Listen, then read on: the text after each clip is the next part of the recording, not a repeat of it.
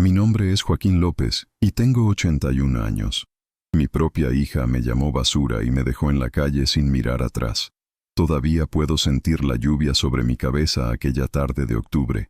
La maleta que me permitió llevar apenas contenía 2 mudas de ropa y las medicinas para mi presión arterial. El resto de mis pertenencias, los recuerdos de 50 años de matrimonio con mi Consuelo, las fotografías de mis nietos, todo quedó dentro de esa casa que construí con mis propias manos en el barrio de Coyoacán.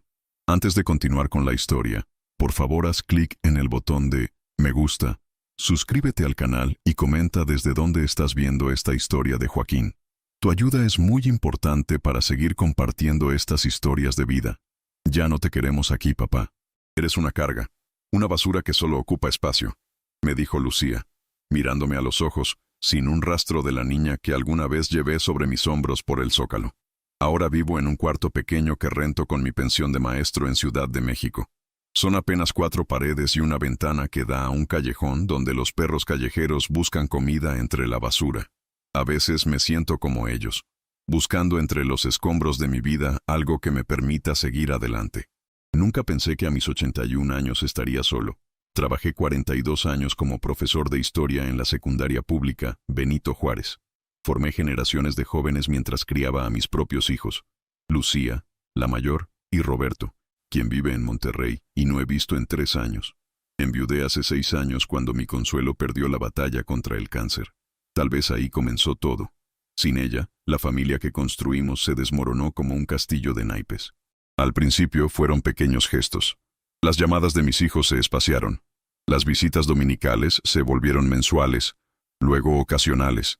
Mis opiniones comenzaron a ser recibidas con suspiros de impaciencia. Papá, eso ya no se hace así. Estás muy anticuado. No entiendes cómo funciona el mundo ahora. Me convertí en un mueble viejo que estorbaba en una casa moderna. Cuando Lucía se casó con Francisco, pensé que había encontrado un buen hombre. Él era contador en un banco importante, siempre bien vestido y con palabras educadas. Pero el dinero cambió a mi hija, la casa en la colonia Roma, los viajes a Europa, las escuelas privadas para mis nietos. Todo eso parecía más importante que las raíces, que la historia, que yo. Y luego vino el accidente. Resbalé en la ducha y me fracturé la cadera. Estuve 3 semanas en el hospital. Lucía vino a verme 2 veces, siempre con prisa. Tengo que recoger a los niños. Hay una cena importante con los socios de Francisco. Excusas que cubrían la verdad. Yo ya no importaba. Cuando me dieron de alta, me llevaron a su casa porque no podía valerme por mí mismo. Fueron los peores 2 meses de mi vida. Mi habitación estaba en el sótano, lejos de todos. Comía solo. A veces escuchaba las risas de mis nietos arriba, pero ellos casi nunca bajaban a verme. Ana tiene 15 años y Mateo 12. Antes solían pedirme que les contara historias de la Revolución Mexicana. Ahora apenas me saludan cuando nos cruzamos. Lo que más me dolía era ver cómo Lucía tiraba a la basura las tarjetas que yo hacía para los cumpleaños de mis nietos. Cada año, sin falta, dibujaba algo especial para cada uno. Para Ana, siempre mariposas, porque de pequeña le encantaba perseguirlas en el parque. Para Mateo, aviones, porque soñaba con ser piloto. En mi maleta traje mi pequeña libreta donde tengo anotados todos sus cumpleaños, junto con ideas para los próximos años. Quizás nunca las reciban, pero no puedo dejar de hacerlas. La tarde que me echaron, había escuchado sin querer una conversación entre Lucía y Francisco. Hablaban de vender mi casa, la que dejé a nombre de mis hijos cuando Consuelo murió. El terreno vale millones ahora, decía él. Podríamos construir departamentos. Lucía respondió, ¿pero qué hacemos con papá? No podemos mantenerlo aquí para siempre. Hay asilos buenos, sugirió Francisco. O puede irse a vivir con tu hermano. Roberto nunca lo aceptaría, contestó ella. Dice que ya tiene suficientes problemas con sus propios hijos. Entonces tendrá que arreglárselas solo. Ya hicimos bastante. No podemos postergar nuestras vidas por un viejo que apenas reconoce dónde está. Esa fue la mentira más grande. Mi mente está perfectamente clara.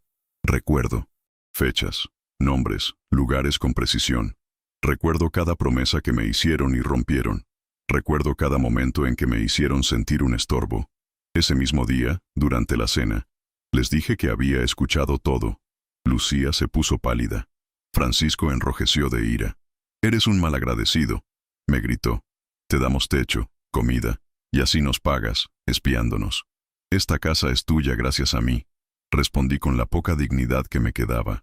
Todo lo que tienes es porque tu madre y yo nos sacrificamos para dártelo. Fue entonces cuando Lucía dijo esas palabras que nunca podré olvidar. Eres basura, papá. Una basura vieja que solo sabe quejarse y dar problemas. Si mamá viviera, estaría avergonzada de ti. 2 horas después estaba en la calle con mi maleta. Ni siquiera pude despedirme de mis nietos. Era como si toda una vida de trabajo, de amor, de entrega, no valiera nada. Pero lo que ellos no saben es que este viejo profesor de historia tiene un plan.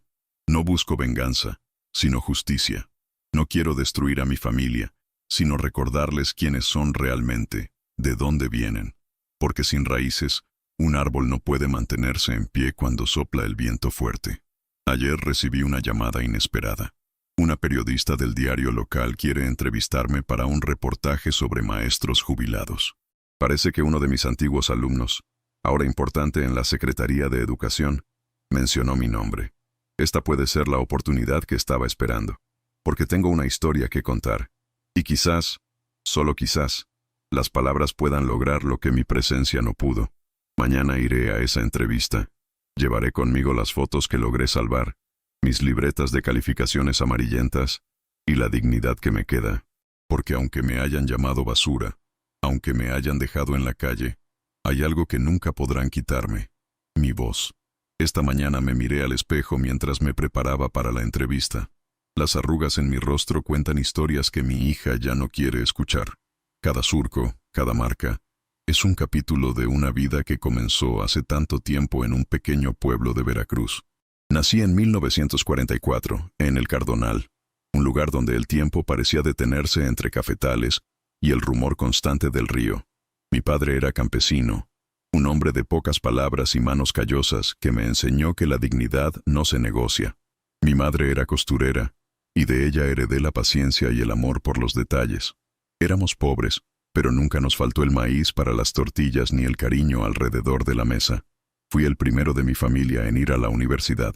Caminaba 2 horas para llegar a la escuela más cercana, con los zapatos rotos y el estómago a veces vacío, pero la cabeza llena de sueños.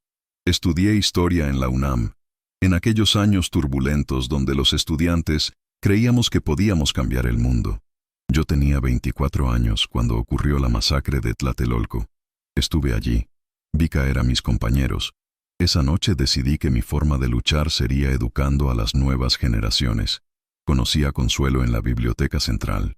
Ella estudiaba literatura y tenía los ojos más expresivos que jamás había visto. La primera vez que hablamos fue sobre Pedro Páramo de Juan Rulfo. Discutimos apasionadamente sobre el significado de Comala.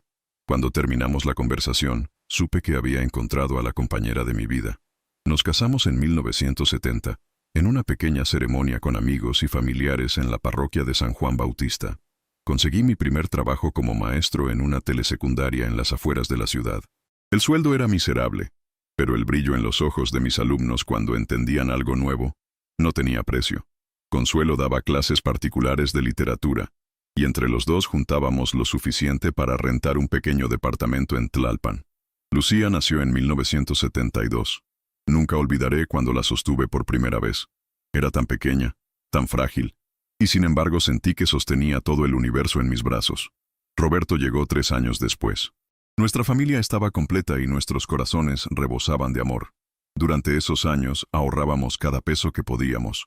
Comíamos sencillo, rara vez salíamos a restaurantes, y nuestras vacaciones consistían en visitas a familiares en Veracruz o días en Chapultepec con tortas y agua de Jamaica que llevábamos de casa. Soñábamos con tener nuestro propio hogar, un lugar que pudiera ser nuestro refugio. En 1980, después de años de sacrificios, compramos un terreno en Coyoacán. Era apenas un pedazo de tierra con algunas piedras y hierbajos, pero para nosotros representaba el futuro. Durante los siguientes 5 años, cada fin de semana, cada día libre, cada peso extra, se destinó a construir nuestra casa. Levantamos las paredes con ayuda de un albañil local y algunos amigos. Yo mismo pinté cada habitación, instalé las puertas, coloqué los azulejos en la cocina que Consuelo tanto había soñado. La casa creció junto con nuestros hijos. El árbol de guayaba que planté cuando apenas era una ramita, Dio su primera fruta el mismo año que Lucía ganó su primer concurso de matemáticas. El pequeño estudio donde Consuelo y yo preparábamos nuestras clases se llenó con los trofeos deportivos de Roberto y los reconocimientos académicos de Lucía. Trabajé duro para que mis hijos tuvieran lo que yo no tuve. Dobles turnos en la secundaria, clases particulares los fines de semana, incluso un breve periodo vendiendo enciclopedias por las tardes, todo para que ellos pudieran estudiar en buenas escuelas, tener libros nuevos, zapatos sin agujeros y la oportunidad de elegir su camino. Lucía siempre fue brillante.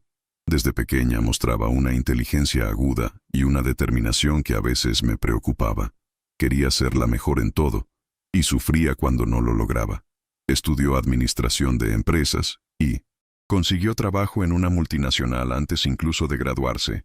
Roberto era diferente, más soñador, más parecido a su madre. Se fue por el camino del arte, estudiando diseño gráfico a pesar de mis dudas iniciales. Ahora tiene su propio estudio en Monterrey. Consuelo y yo estábamos orgullosos de nuestros hijos, de lo que habían logrado. Veíamos en ellos la continuación de nuestros sueños, la justificación de todos nuestros sacrificios. Cuando Lucía se casó con Francisco, organizamos la boda en 1900. El jardín de nuestra casa. Fue un día hermoso, lleno de flores y música.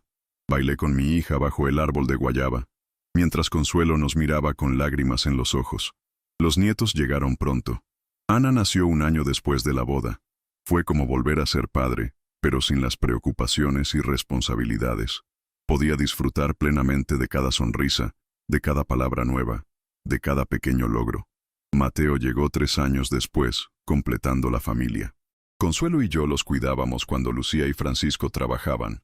Nuestros días se llenaron nuevamente de risas infantiles, de canciones, de cuentos antes de dormir. Empecé a hacer tarjetas de cumpleaños para ellos desde que eran muy pequeños. Ana adoraba las mariposas, así que aprendí a dibujarlas en diferentes estilos. Para su 5º cumpleaños, le hice una tarjeta con una mariposa monarca que parecía volar cuando abría y cerraba el papel. Guardó esa tarjeta en su cajón de tesoros durante años. Para Mateo, siempre eran aviones o cohetes. Le fascinaba todo lo relacionado con volar. Juntos construimos modelos de aviones con palitos de helado y papel. En mi libreta anotaba no solo las fechas de sus cumpleaños, sino también sus gustos cambiantes, sus nuevos intereses, ideas para futuros regalos o tarjetas. Era mi forma de mantenerme conectado con ellos, de demostrarles que los conocía, que prestaba atención a los detalles de sus vidas. Cuando Consuelo enfermó, todo cambió. El cáncer se la llevó en apenas 8 meses. Fueron los peores días de mi vida, viéndola consumirse poco a poco, perdiendo su fuerza, su voz, su brillo. Murió un miércoles de abril, mientras le leía poemas de Sor Juana, su favorita. Una parte de mí murió con ella ese día.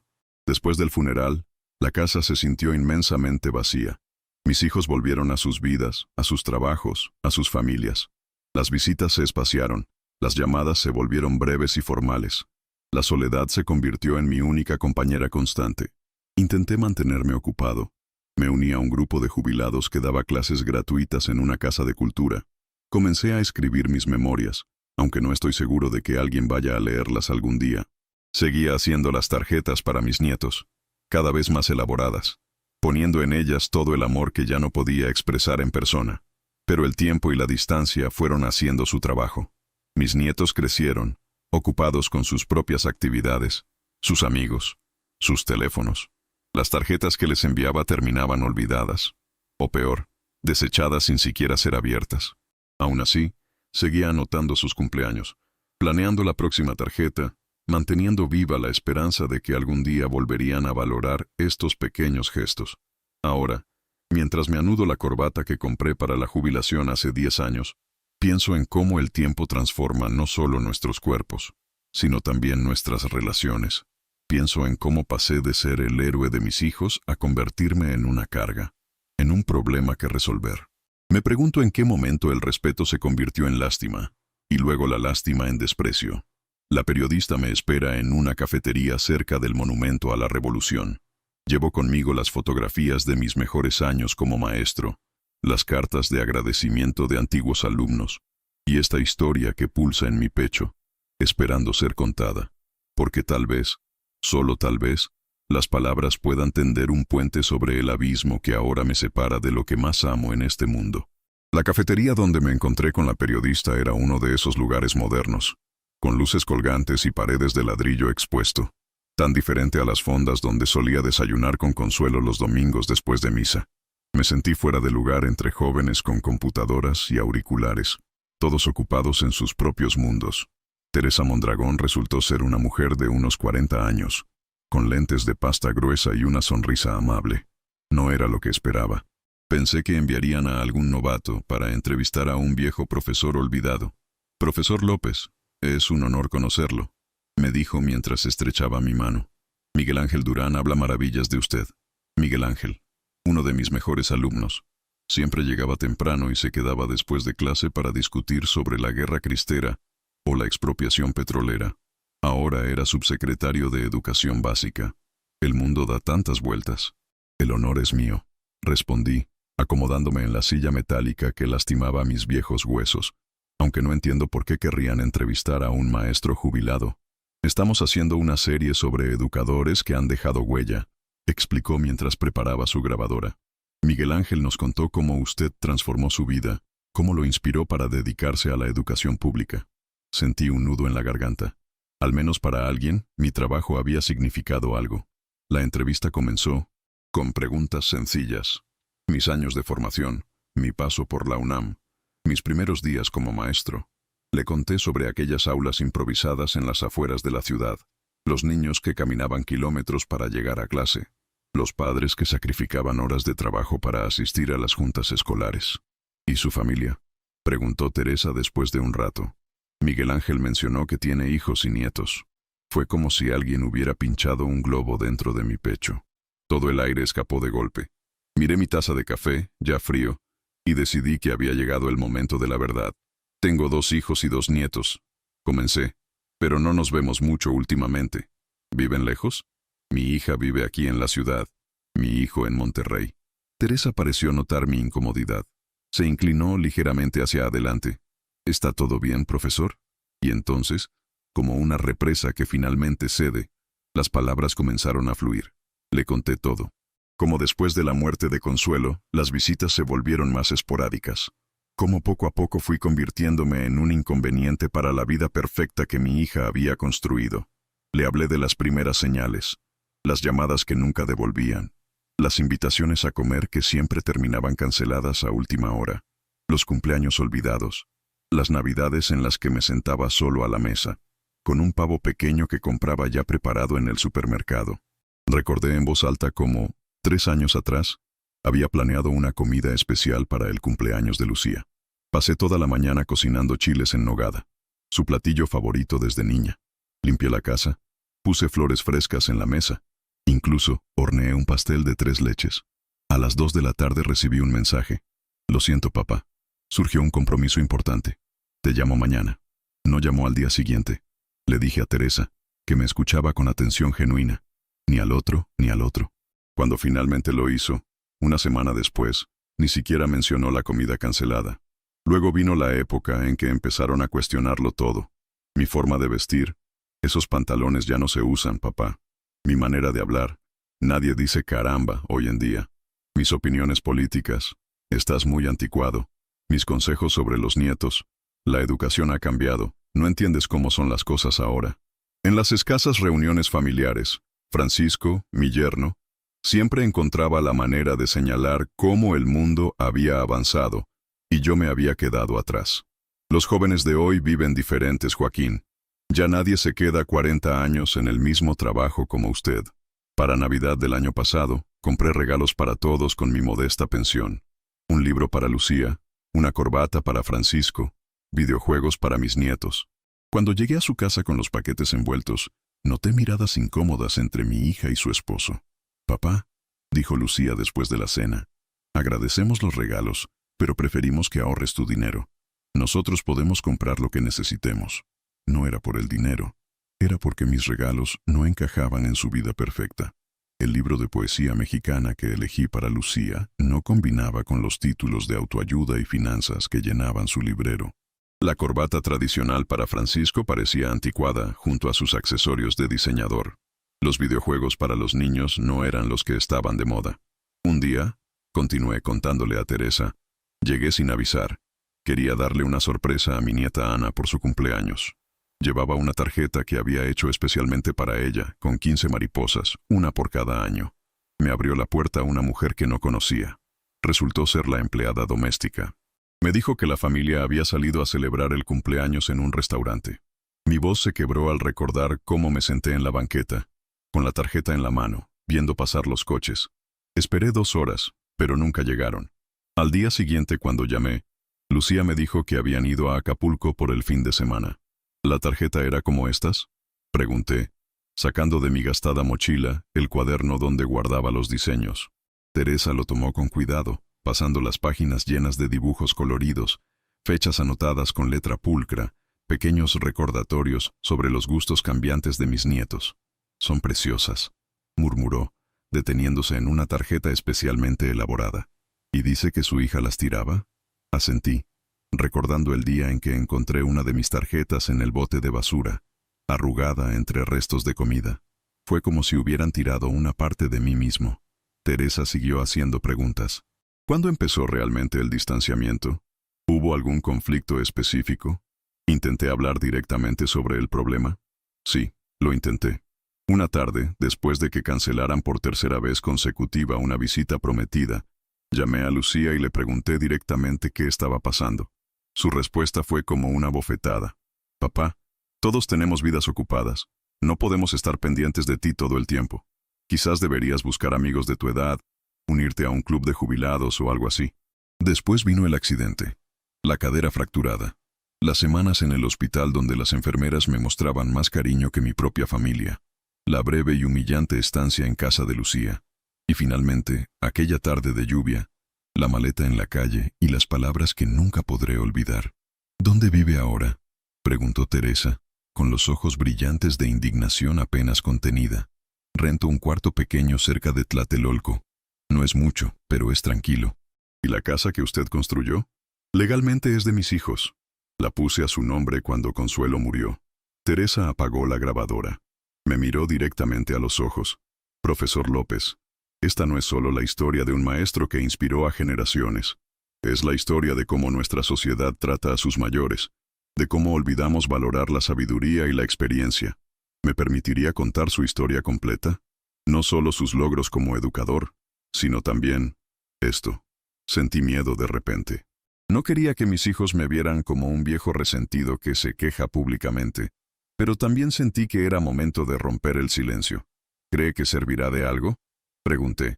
«No puedo prometerle que cambiará su situación personal», respondió con honestidad, «pero tal vez ayude a otras familias a reflexionar antes de que sea tarde para ellas». Antes de despedirnos, Teresa me hizo una última pregunta. ¿Qué le diría a su hija si pudiera hablar con ella sin interrupciones, sin defensas? La respuesta salió directamente de mi corazón. Le diría que el amor no se jubila, que los padres seguimos siendo padres hasta el último día, y que todo lo que hice, lo bueno y lo malo, lo hice por amor. Mientras caminaba de regreso a mi pequeño cuarto, pensé en lo extraño que era haberle contado mi vida a una desconocida. Pero también sentí un peso menos sobre mis hombros. Ya no estaba solo con mi dolor. Lo que no sabía entonces es que esa entrevista sería apenas el comienzo. Una semana después de la entrevista con Teresa, recibí una llamada. Era ella. Su voz sonaba emocionada. «Profesor López, el reportaje sale publicado este domingo. Es la portada de nuestro suplemento dominical». Sentí un escalofrío. Una cosa era desahogarme con una periodista comprensiva, y otra muy distinta ver mi historia expuesta ante toda la ciudad. ¿Están todos los detalles que le conté?», pregunté, con la boca seca. Respeté su testimonio, pero cuidé mucho las formas. No quería que pareciera un ataque a su familia, sino una reflexión sobre el abandono a nuestros mayores. ¿Usó mi nombre completo? ¿El de mi hija? El suyo sí, porque es el protagonista. Para su familia usé solo los nombres de pila. No aparece ninguna dirección ni detalles que puedan identificarlos específicamente. Me quedé en silencio, procesando lo que estaba por venir. ¿Está arrepentido, profesor? No, respondí tras una pausa. Solo preocupado. Hace mucho que no hablo con Lucía. No sé cómo reaccionará. Entiendo. Le enviaré un ejemplar temprano el domingo. Si después de leerlo siente que hay algo que deba cambiarse para futuras ediciones, lo haremos. El sábado no pude dormir. Daba vueltas en mi cama estrecha, imaginando posibles escenarios. Lucía se enfurecería, me llamaría para reclamarme, o quizás, solo quizás, entendería por fin el dolor que me había causado. El periódico llegó a las 7 de la mañana del domingo. Teresa cumplió su palabra. Un mensajero me entregó un sobre grande con el ejemplar del día. Con manos temblorosas, lo abrí sobre mi pequeña mesa. Allí estaba yo, en la portada del suplemento. Una fotografía que Teresa tomó durante nuestra conversación. Mis ojos miraban directamente a la cámara, cansados pero dignos. El titular decía, La sabiduría descartada, historia de un maestro que educó generaciones pero fue olvidado por su propia familia. Pasé las páginas hasta encontrar el reportaje completo. 6 páginas. Mi historia, entretejida con datos sobre el abandono familiar a los adultos mayores en México, testimonios de otros ancianos en situaciones similares, opiniones de psicólogos y trabajadores sociales, y, para mi sorpresa, declaraciones de antiguos alumnos míos que Teresa había contactado. El profesor López me enseñó no solo historia, sino a tener criterio propio, decía Miguel Ángel Durán. Es una ironía trágica que quien dedicó su vida a formar ciudadanos responsables sea tratado con tal ingratitud. Había fotografías de mi etapa como maestro, una de mi jubilación, con Consuelo aún a mi lado, sonriente y orgullosa, otra de la casa que construí en Coyoacán, tomada discretamente desde la calle, y varias imágenes de mis tarjetas de cumpleaños para mis nietos, aquellas que terminaban en la basura. El teléfono sonó a las 11 de la mañana. Era un número desconocido. Contesté con aprensión. Maestro López, ¿me recuerda? Soy Patricia Mendoza. Fui su alumna en 1986. Antes de que pudiera responder completamente, el teléfono volvió a sonar. Y siguió sonando durante todo el día. Antiguos alumnos, colegas jubilados, vecinos que habían leído el reportaje. Todos con palabras de apoyo, de indignación, de cariño. A las 6 de la tarde, mientras trataba de digerir todo lo sucedido, alguien tocó a mi puerta. Era Roberto, mi hijo. Tenía el periódico en la mano y los ojos enrojecidos. Papá, dijo simplemente, y me abrazó como no lo hacía desde que era un adolescente. Lo hice pasar. Mi cuarto era tan pequeño que apenas cabíamos los dos. Se sentó en la única silla mientras yo me acomodaba en la cama. ¿Cómo supiste dónde vivo?, pregunté. La periodista dejó tu dirección en un sobre para mí en la redacción. Tomé el primer vuelo desde Monterrey. Miró alrededor, absorbiendo la pobreza de mi situación. Un cuarto de 3 por 3 metros. Una pequeña cocineta en un rincón. Mi ropa colgada en ganchos contra la pared porque no había closet. Papá, ¿por qué no me dijiste? ¿Por qué no me pediste ayuda? Te llamé cuando Lucía me echó. No contestaste. Te dejé 3 mensajes. Roberto bajó la mirada, avergonzado. Estaba en un proyecto importante. Después, supongo que lo fui postergando. Pensé que Lucía te estaba cuidando. Ella sabe que estás aquí. La llamé antes de venir. Está furiosa. Dice que los has humillado públicamente, que sus amigos y los compañeros de escuela de los niños han reconocido la historia. No me sorprendió. Para Lucía, las apariencias siempre fueron lo más importante. No mencioné apellidos. Me defendí. No di direcciones. Lo sé, papá. No estoy aquí para reclamarte. Estoy aquí porque... Su voz se quebró. Porque me di cuenta de que he sido un pésimo hijo. Esa noche, Roberto se quedó conmigo. Dormí en mi pequeña cama y le dejé el único sillón que tenía. Hablamos durante horas, como no lo hacíamos en años. Me contó de su vida en Monterrey, de sus hijos adolescentes, de su divorcio reciente que no me había mencionado. Me confesó que la distancia no era solo geográfica. Había construido una barrera emocional porque le dolía ver mi deterioro tras la muerte de Consuelo. Mamá era el puente entre nosotros, admitió. Cuando ella se fue, no supe cómo mantener nuestra relación. A la mañana siguiente, mi teléfono sonó nuevamente. Esta vez era Francisco, mi yerno. Su tono era frío, controlado. Joaquín, necesitamos hablar. Lucía está muy afectada por lo que hiciste. No hice nada, Francisco. Solo conté mi verdad. Sea como sea, debemos resolver esto en privado, como familia. Te esperamos hoy a las 5 en nuestra casa. Miré a Roberto, que había escuchado la conversación. Te acompaño, dijo sin que yo se lo pidiera. Esa tarde, Mientras nos dirigíamos a casa de Lucía, sentía el estómago revuelto. No había estado allí desde que me echaron. Roberto condujo en silencio, deteniéndose solo para comprar flores. Para suavizar el ambiente, explicó. Cuando llegamos, fue Mateo quien abrió la puerta. Mi nieto, ahora un adolescente de 12 años, me miró con curiosidad. ¿Abuelo? ¿Tío Roberto? Lucía apareció inmediatamente, apartando a Mateo con un gesto protector. Tenía los ojos hinchados y la postura rígida de quien se prepara para una confrontación. «Pasen», dijo secamente. «Estamos en la sala». Francisco esperaba de pie junto a la chimenea. Ana, mi nieta mayor, estaba sentada en un rincón del sofá, con la mirada fija en su teléfono. La tensión podía cortarse con un cuchillo. «Siéntense, por favor», indicó Francisco, asumiendo el papel de mediador. Tomamos asiento. Roberto a mi lado, como un escudo. «Joaquín», comenzó Francisco, «entendemos que puedas estar resentido por ciertas situaciones del pasado, pero exponer a nuestra familia de esta manera, en un periódico nacional, lo que no entiendes», lo interrumpió Lucía, incapaz de contener su ira, «es el daño que nos has causado. Mis compañeros de trabajo me han llamado. Las madres del colegio de los niños hablan a mis espaldas. Mi jefe me preguntó si necesitaba tiempo libre para resolver mis asuntos familiares. ¿Y qué hay del daño que me causaron a mí?», respondí, sintiendo cómo mi propia indignación crecía. «Me llamaste basura, Lucía. Me pusiste en la calle como si fuera un mueble viejo que ya no querías. Estaba alterada. Llevábamos meses cargando con tus necesidades, tus quejas, tus medicinas. Meses. Yo cargué contigo durante décadas. Te eduqué, te di un hogar, sacrifiqué mis sueños para que tú pudieras cumplir los tuyos». La sala quedó en silencio. Mateo, que había estado escuchando desde el pasillo, entró tímidamente. «Mamá», dijo con voz pequeña, «¿es verdad que el abuelo hacía tarjetas para nuestros cumpleaños y tú las tirabas?» Lucía palideció. Ana, finalmente, levantó la vista de su teléfono. Yo solo... Lucía buscaba palabras, pero la vergüenza le cerraba la garganta. «No solo las tiraba», dije, sacando mi libreta del bolsillo. «Aquí tengo los diseños de cada año. Nunca dejé de hacerlas, aunque sabía que nunca las verían». Le pasé la libreta a Mateo, que comenzó a hojearla con curiosidad. Ana se acercó, mirando por encima de su hombro.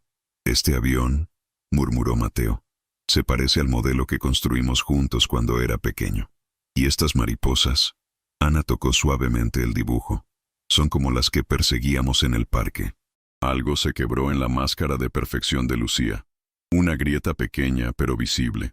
Detrás de su ira, vi por primera vez el rostro de mi hija, de la niña que una vez llevé sobre mis hombros. «Papá», dijo Roberto rompiendo el silencio, «se viene conmigo a Monterrey.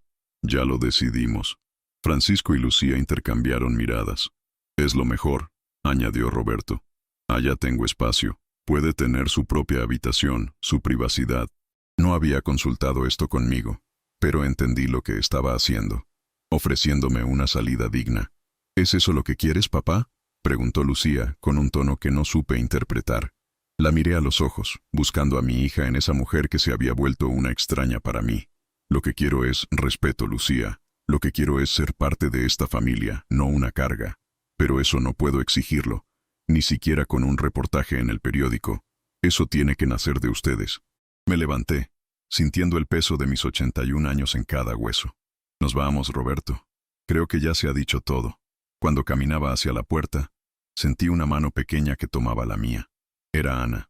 «Abuelo», dijo en voz baja, «¿puedo quedarme con la tarjeta de mi cumpleaños 15? La de las mariposas». Le sonreí, sintiendo que algo dentro de mí se desenredaba ligeramente. «Claro que sí, mi niña. De hecho, es tuya desde que la dibujé». Esa noche, Roberto y yo volvimos a mi pequeño cuarto. Mi hijo estaba callado, pensativo. Finalmente, mientras preparaba café en mi modesta cocineta, me hizo la pregunta que estaba esperando. «¿Vendrás conmigo a Monterrey?» Miré por la ventana. Las luces de la ciudad parpadeaban en la distancia como estrellas caídas. Esta ciudad que había sido mi hogar durante toda mi vida, donde conocí a Consuelo, donde nacieron mis hijos, donde enseñé a generaciones de estudiantes. «No lo sé, hijo. Necesito pensarlo». «Entiendo», dijo, aunque pude ver la decepción en sus ojos. Pero la oferta sigue en pie. Tengo una recámara libre que da al jardín. Podrías tener tu espacio, tu privacidad. Esa noche dormí mal. El enfrentamiento con Lucía me había dejado exhausto, pero mi mente no dejaba de dar vueltas. ¿Debía irme con Roberto? ¿Abandonar la ciudad donde estaban todos mis recuerdos? ¿Alejarme aún más de mis nietos, justo cuando Ana había mostrado un pequeño gesto de acercamiento? A la mañana siguiente, mientras Roberto dormía, salí temprano a caminar. Mis pasos me llevaron, casi sin pensarlo, hasta mi antigua casa en Coyoacán. Me detuve en la esquina, observándola desde lejos. El árbol de guayaba que planté cuando Lucía era pequeña, ahora era grande y frondoso. Las bugambilias que Consuelo tanto cuidaba seguían trepando por la fachada, llenándola de color. Un nudo se formó en mi garganta. Tantos recuerdos en esas paredes, tantos sueños, tantas risas, tantas lágrimas. Y ahora me era negada, como si nunca hubiera sido mía. Cuando regresé al cuarto, encontré a Roberto hablando por teléfono. Por su expresión, supe que algo importante estaba sucediendo. Te lo agradezco mucho, Miguel Ángel. Sí, te lo comunicaré enseguida. Colgó y me miró con una extraña mezcla de sorpresa y emoción. Era Miguel Ángel Durán, tu exalumno. ¿El subsecretario? ¿Qué quería? Ha leído el reportaje. Dice que ha estado buscando la manera de contactarte desde hace tiempo. Está organizando un programa de rescate del patrimonio educativo nacional y quiere que participes. ¿Participar? ¿Cómo? Quieren que coordines un proyecto de testimonios de maestros jubilados, una especie de memoria histórica de la educación pública en México. Me puse. Senté, sintiendo que mis piernas ya no me sostenían. Pero, tengo 81 años, Roberto. ¿Qué puedo aportar yo? Precisamente por eso te quieren. Por tu experiencia, por tu visión de los cambios educativos a lo largo de décadas. Dijo que tu historia personal, lo que has vivido con nuestra familia, le hizo darse cuenta de cuánto se está perdiendo al no escuchar a los maestros de tu generación. La idea empezó a germinar en mi mente. Un proyecto así significaría volver a sentirme útil, valorado. Significaría que mis conocimientos, mi experiencia, no serían descartados como basura. ¿Cuándo quiere hablar conmigo? Mañana mismo, si es posible. Te invita a su oficina en la secretaría. Esa tarde, mientras Roberto regresaba al hotel para preparar su viaje de vuelta a Monterrey, recibí otra visita inesperada. Teresa Mondragón, la periodista, tocó a mi puerta con una carpeta bajo el brazo y una sonrisa enigmática. Profesor López, espero no importunar. Quería saber cómo está después de la publicación. La invité a pasar, algo avergonzado por la humildad de mi vivienda. Preparé café y nos sentamos en los dos únicos asientos disponibles. Ha sido intenso, respondí. Mi hijo vino desde Monterrey. Tuvimos un encuentro difícil con mi hija. Lo imagino. Pero no es lo único que ha generado su historia. Abrió la carpeta que traía y me mostró su contenido. Eran cartas, decenas de ellas, correos electrónicos impresos, mensajes en redes sociales, todos dirigidos al periódico, todos hablando de mí. Desde que se publicó el reportaje, no han dejado de llegar. Exalumnos suyos, padres de familia que lo recuerdan, otros adultos mayores que se identifican con su situación. Tomé una de las cartas. Era de María Elena Suárez, madre de un estudiante que tuve en los años 90. Me agradecía por haber creído en su hijo cuando todos lo habían dado por perdido. El muchacho ahora era ingeniero. Hay más, continuó Teresa. La Comisión de Derechos Humanos de la Ciudad de México quiere usar su caso como ejemplo en una campaña contra el abandono familiar de adultos mayores, y una fundación que trabaja con jubilados desea que dé algunas charlas sobre su experiencia. Me quedé sin palabras. Cuando permití que Teresa publicara mi historia, lo hice más como un desahogo personal que esperando algún resultado. Nunca imaginé este impacto. ¿Por qué me cuenta todo esto? Teresa me miró directamente a los ojos. Porque creo que usted tiene mucho más que ofrecer, profesor López. Su historia ha tocado a muchas personas. No es solo un maestro jubilado. Es una voz que necesitaba ser escuchada. Esa noche, después de que Teresa se marchó, me senté junto a la ventana con mi libreta de notas. La misma donde apuntaba los cumpleaños de mis nietos, donde diseñaba sus tarjetas. Comencé a escribir, pero esta vez no eran dibujos para Ana o Mateo, eran ideas. Un proyecto que empezaba a tomar forma en mi mente. Si Miguel Ángel Durán quería que coordinara un programa de testimonios de maestros jubilados, yo iría más allá. Crearía un espacio donde los adultos mayores pudieran compartir no solo su experiencia profesional, sino también su sabiduría de vida. Un lugar donde las nuevas generaciones pudieran aprender de quienes han recorrido el camino antes que ellos. Lo llamaría Semillas de Experiencia, en honor a Consuelo, que siempre decía que cada arruga en nuestro rostro era una semilla de sabiduría que podíamos plantar en el corazón de los jóvenes. Al día siguiente, la reunión con Miguel Ángel Durán superó todas mis expectativas. Me recibió en su oficina con un abrazo, como si fuera un viejo amigo, y no el estudiante inquieto que una vez corregía exámenes en el último pupitre. «Maestro López, no sabe cuánto me alegra verlo», me dijo, invitándome a sentarme frente a su escritorio. «Lamento profundamente todo lo que ha pasado con su familia. Si hubiera sabido...» «No podía saberlo, Miguel Ángel. Yo mismo me encargué de ocultarlo por vergüenza». Le conté sobre mi idea, sobre Semillas de Experiencia. A medida que hablaba, sus ojos se iluminaban con entusiasmo. «Es exactamente lo que estamos buscando», exclamó cuando terminé. «Un programa intergeneracional que no solo preserve la memoria educativa, sino que también fomente el respeto hacia nuestros mayores. Pero necesitaría recursos, un espacio. La Secretaría puede proporcionarlo. De hecho, se detuvo, como si dudara en continuar. Hay un edificio en desuso, una antigua escuela normal en el centro. Estábamos pensando en venderla, pero con un proyecto así podríamos rehabilitarla. Tendría oficinas, salas para talleres, incluso un pequeño auditorio. No podía creerlo. Mi pequeña idea, nacida en un cuarto de renta, podría convertirse en algo real, tangible. «Hay algo más», añadió Miguel Ángel. «El proyecto incluiría un sueldo para usted como coordinador. No sería mucho, pero combinado con su pensión, podría alquilar un lugar mejor», completé, pensando en la posibilidad de dejar mi diminuto cuarto. Miguel Ángel parecía algo incómodo.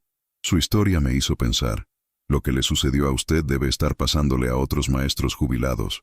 Parte del proyecto podría incluir viviendas dignas, para educadores de la tercera edad que lo necesiten. Apartamentos pequeños pero decorosos, dentro del mismo edificio rehabilitado. La emoción me embargó. No era solo un trabajo, era un propósito.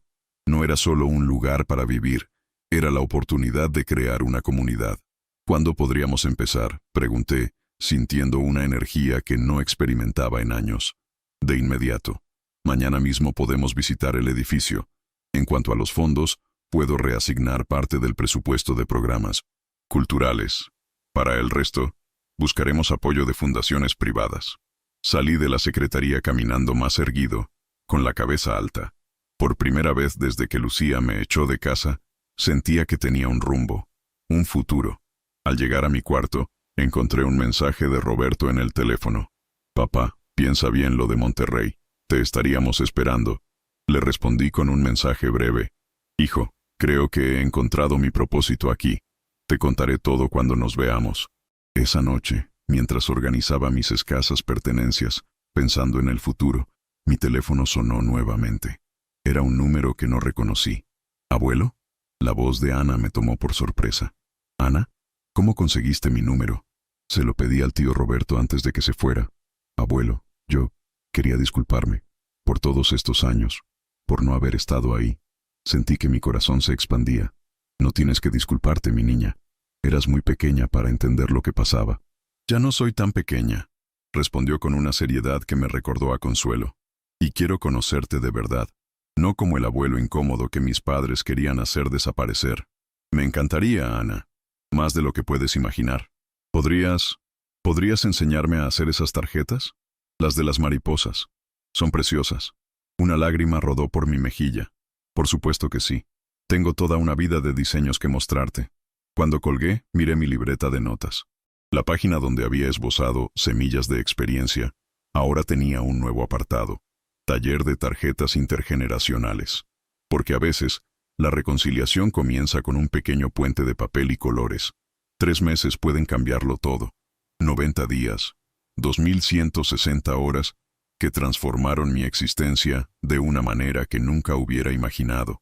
El edificio de la antigua escuela normal, Justo Sierra, había permanecido abandonado durante casi una década. Cuando lo visité por primera vez con Miguel Ángel, me pareció un reflejo de mi propia situación. olvidado, deteriorado, pero con una estructura sólida que había resistido el paso del tiempo. Necesitará mucho trabajo, comentó Miguel Ángel mientras recorríamos los pasillos llenos de polvo y telarañas. Pero tiene potencial, como todos nosotros a esta edad, respondí, y ambos reímos. El proyecto avanzó con una rapidez que me sorprendió. La burocracia, que normalmente entorpece cualquier iniciativa gubernamental, parecía disolverse ante el entusiasmo de Miguel Ángel y la atención mediática que había generado mi historia. Semillas de Experiencia se convirtió en la niña bonita de la Secretaría de Educación, un programa que podían mostrar como ejemplo de inclusión y respeto a los adultos mayores. En pocas semanas, el edificio comenzó a transformarse. Cuadrillas de trabajadores reparaban techos, reforzaban estructuras, instalaban rampas para sillas de ruedas. El auditorio, que alguna vez había albergado graduaciones de normalistas, fue equipado con tecnología moderna. Las antiguas aulas se convirtieron en espacios multiusos, talleres, salas de lectura, incluso un pequeño museo de la educación donde se exhibirían materiales didácticos de diferentes épocas. Y en el tercer piso, lo que antes fueron dormitorios para estudiantes, se transformaron en 12 apartamentos para maestros jubilados sin hogar adecuado, pequeños pero dignos, con todas las adaptaciones necesarias para personas mayores. Uno de 1900. Ellos, el que daba al jardín interior, sería para mí. Mientras todo esto ocurría, Teresa continuaba publicando reportajes sobre el proyecto.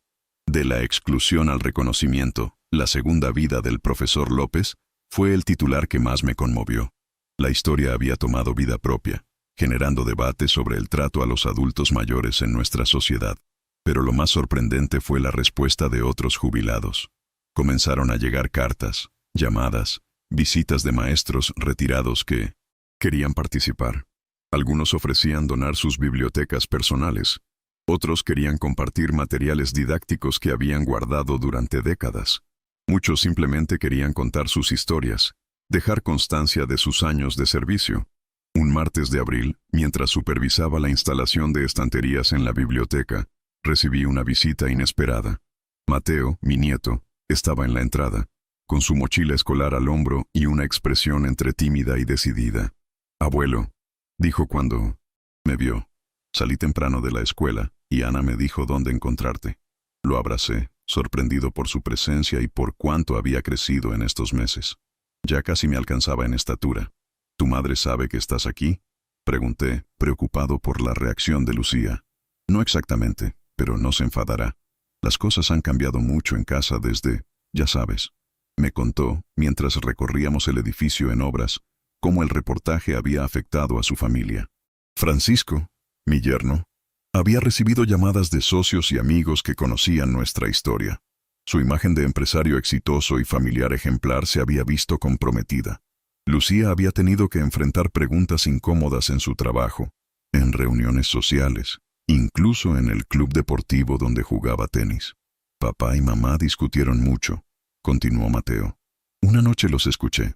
Papá decía que debían hacer algo para arreglar la situación, que era malo para su imagen.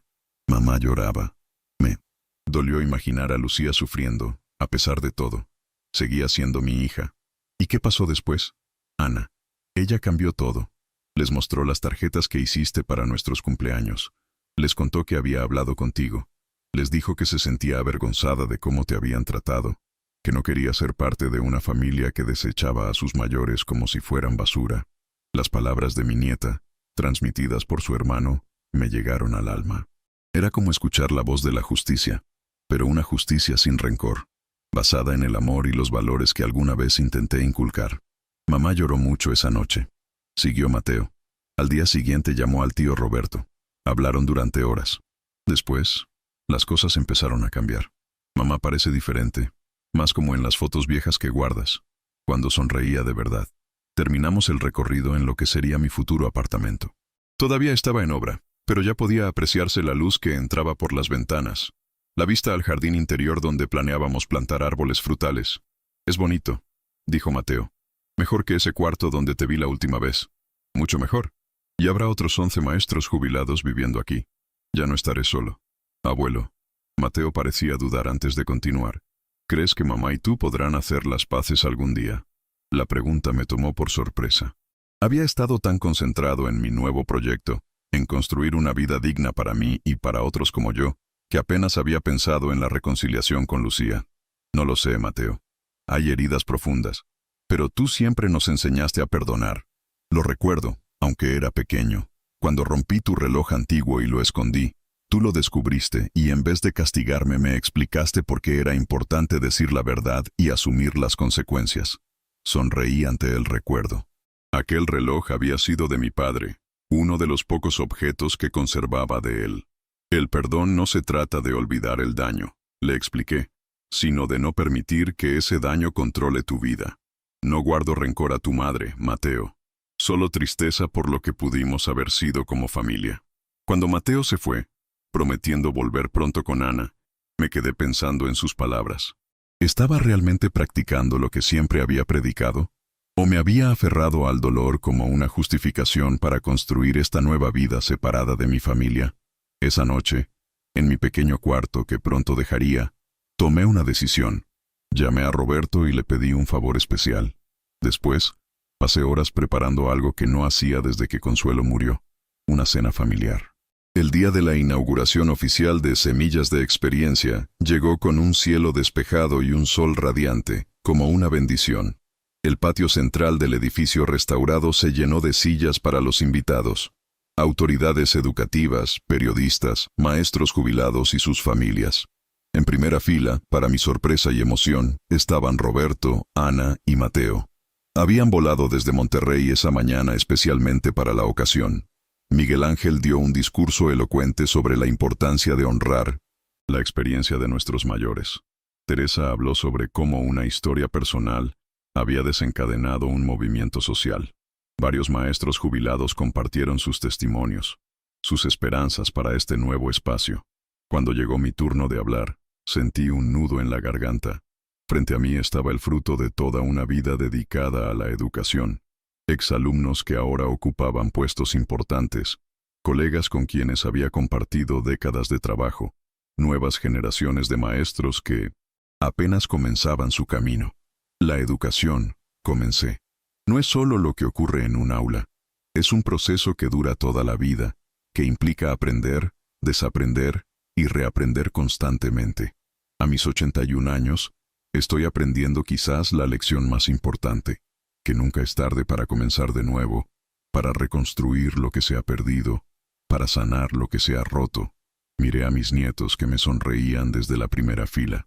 Este proyecto nació del dolor, pero ha florecido en esperanza. No es solo un espacio para recordar el pasado, sino para construir un futuro donde el respeto y la dignidad sean el fundamento de nuestras relaciones. Cuando terminé mi discurso, hubo un momento de silencio seguido por un aplauso atronador. Entre la multitud que se ponía de pie, vi un rostro que no esperaba. Lucía, mi hija, estaba al fondo del patio, junto a la fuente recién restaurada. Nuestras miradas se encontraron a través de la distancia. No hubo sonrisas ni gestos, solo ese reconocimiento mutuo de nuestra existencia. Después de la ceremonia, mientras los invitados disfrutaban de un pequeño refrigerio, Ana se acercó sigilosamente. «Abuelo», susurró, «mamá está aquí, quiere hablar contigo». Mi corazón dio un vuelco. «¿Dónde?» «En tu apartamento». Mateo la llevó. «Dice que es más privado». Subí las escaleras sintiendo cada uno de mis 81 años en las rodillas. Mi apartamento, recién terminado, olía a pintura fresca y a los lirios que Roberto había traído como regalo de inauguración. Lucía estaba de pie junto a la ventana, observando el jardín interior. «Es un lugar bonito», dijo sin voltearse. «Digno de ti». «Gracias por venir», respondí, inseguro de cómo proceder. «No esperaba verte hoy».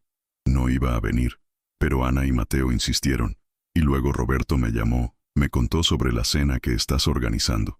Finalmente se giró para mirarme. Tenía los ojos brillantes conteniendo lágrimas. Fue muy difícil leer todo lo que sentías, verlo expuesto en un periódico que todo el mundo comentaba. Me sentí humillada, traicionada. No era mi intención humillarte, Lucía. Solo quería ser escuchado. Lo sé, ahora lo sé. Y tienes razón. Te tratamos como basura. Su voz se quebró al pronunciar esa palabra. No hay excusa para lo que hicimos, para lo que yo hice. Mi terapeuta dice que necesito aceptar la responsabilidad de mis acciones antes de poder sanar. ¿Estás viendo a un terapeuta? Desde hace 2 meses. Francisco también. Estamos trabajando en muchas cosas, no solo en lo que pasó contigo, en quienes nos hemos convertido, en el ejemplo que les estamos dando a nuestros hijos. Hubo un silencio largo, pero no incómodo.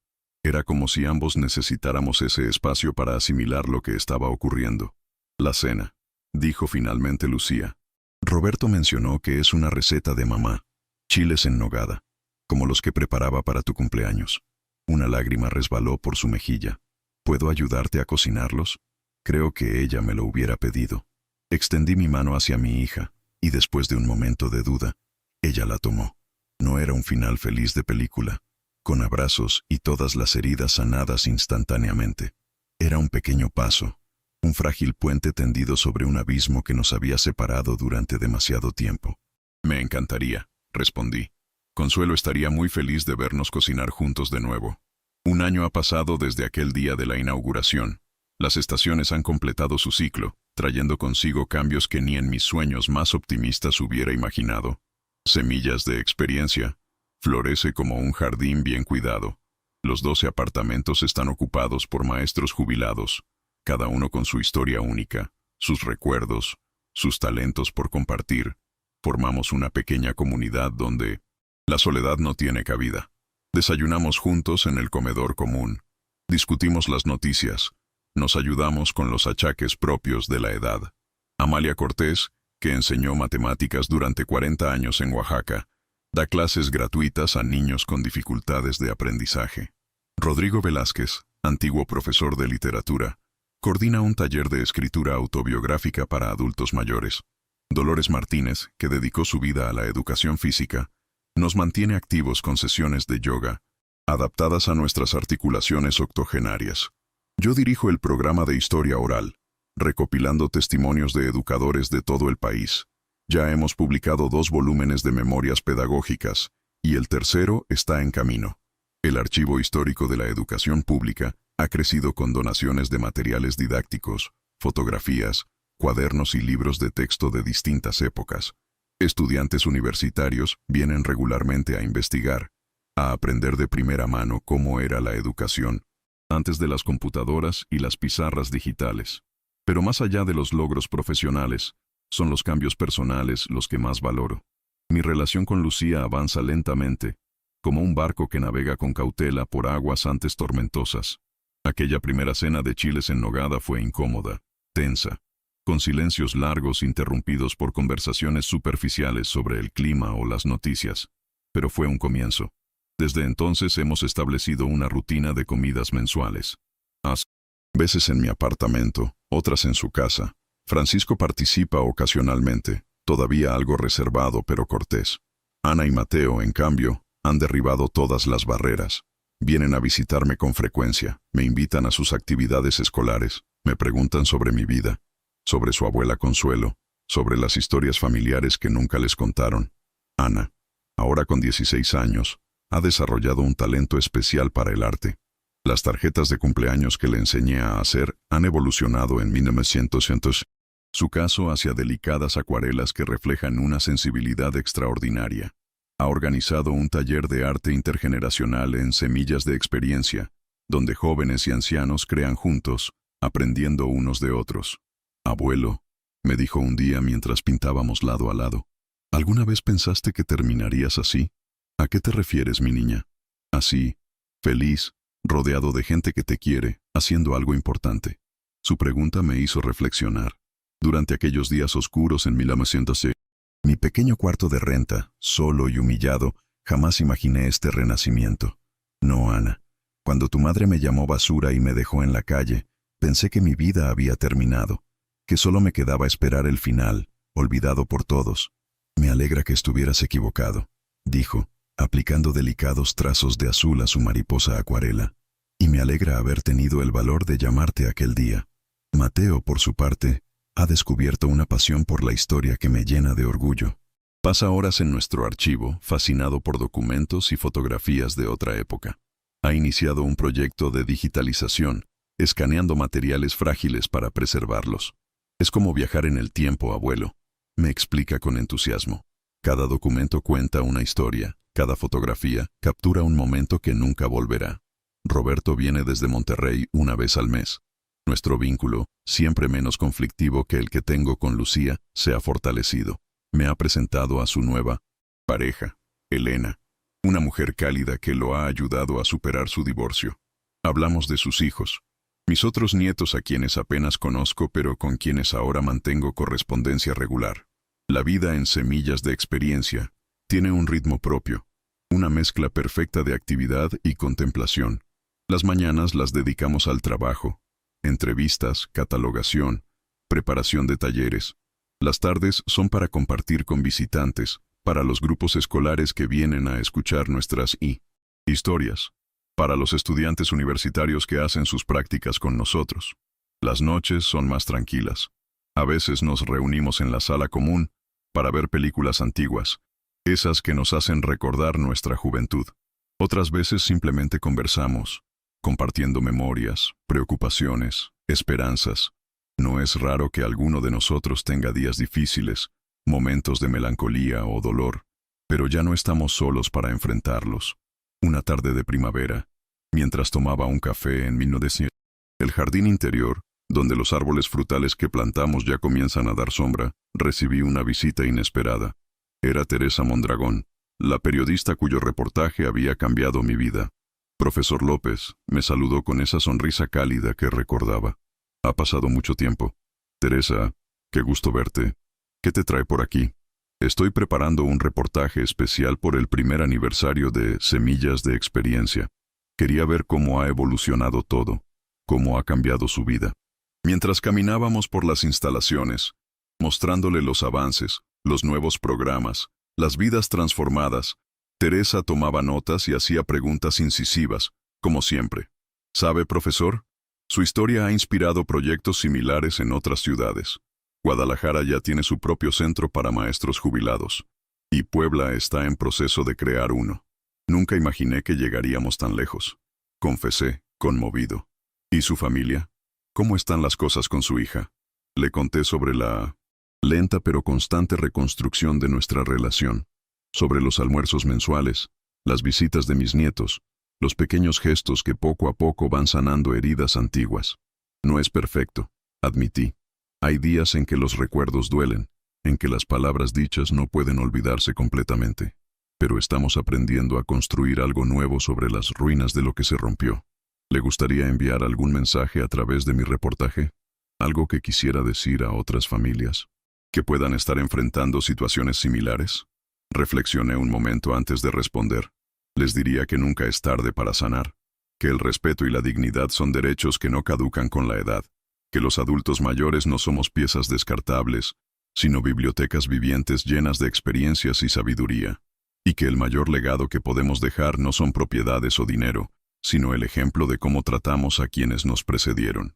Esa noche, después de que Teresa se marchó, me senté a escribir en mi diario, una costumbre que retomé desde que vivo aquí. Mientras la pluma se deslizaba sobre el papel, pensé en Consuelo, en lo que diría si pudiera ver lo que hemos construido. Mi amor, escribí como si le hablara. Hoy cumplimos un año de Semillas de Experiencia. El proyecto que nació del dolor y la humillación se ha convertido en un faro de esperanza para muchos. Los niños que vienen a visitarnos nos miran con curiosidad y respeto, no con la lástima o la indiferencia a la que estábamos acostumbrados. Los jóvenes maestros aprenden de nuestras experiencias, y nosotros aprendemos de su energía y nuevas ideas. Nuestra familia no es la misma, pero está sanando. Lucía sigue trabajando en sus propios demonios, en ese afán de perfección y estatus que casi destruyó lo más valioso que teníamos. Ana y Mateo florecen, libres de esa presión, descubriendo sus propios caminos. Roberto ha encontrado una compañera que lo valora, que entiende la importancia de las raíces. Y yo, mi Consuelo, he aprendido la lección más difícil, que incluso en los momentos más oscuros, cuando parece que todo está perdido, siempre existe la posibilidad de un nuevo comienzo. La semana pasada ocurrió algo que jamás hubiera esperado. Durante una de nuestras comidas mensuales, Lucía me entregó un sobre. Dentro había una llave y una escritura notarial. Es la casa de Coyoacán, explicó con voz temblorosa. La estamos poniendo de nuevo a tu nombre. Nunca debió dejar de ser tuya. Pero, ¿Van a mudarse? ¿Qué pasará con ustedes? Seguiremos en nuestra casa actual, la de Coyoacán. Queremos que sea el inicio de algo nuevo. Estamos donando parte del terreno para ampliar Semillas de Experiencia. El resto será un espacio para que la familia vuelva a reunirse, para recuperar las tradiciones que perdimos. No pude contener las lágrimas. No eran lágrimas de alegría ni de tristeza, sino de algo más profundo y complejo. Era el llanto de un ciclo que se completa, de una justicia que finalmente llega, no como venganza sino como sanación. Ayer planté un nuevo árbol de guayaba en el jardín de Semillas de Experiencia. No viviré lo suficiente para verlo crecer en todo su esplendor, para saborear sus frutos más dulces. Pero no importa. Lo planté pensando en los niños que vendrán dentro de 10, 20, 50 años, en los ancianos que encontrarán cobijo bajo su sombra, en las historias que se compartirán a su alrededor. Porque al final, eso es lo que somos. Historias entrelazadas, vidas que se tocan, se alejan y vuelven a encontrarse. Semillas de experiencia que, incluso en el suelo más árido, pueden germinar si se les da una oportunidad. Mi nombre es Joaquín López. Tengo 82 años. Mi hija me llamó basura y me dejó en la calle sin mirar atrás. Pero esa no es el final de mi historia. Es apenas el comienzo de algo mucho más grande que yo mismo. Si esta historia te conmovió, suscríbete a nuestro canal para no perderte nuestras próximas historias de vida. Comenta qué te pareció la historia de Joaquín y compártela con alguien que necesite recordar el valor de nuestros adultos mayores. Nos vemos en el próximo episodio.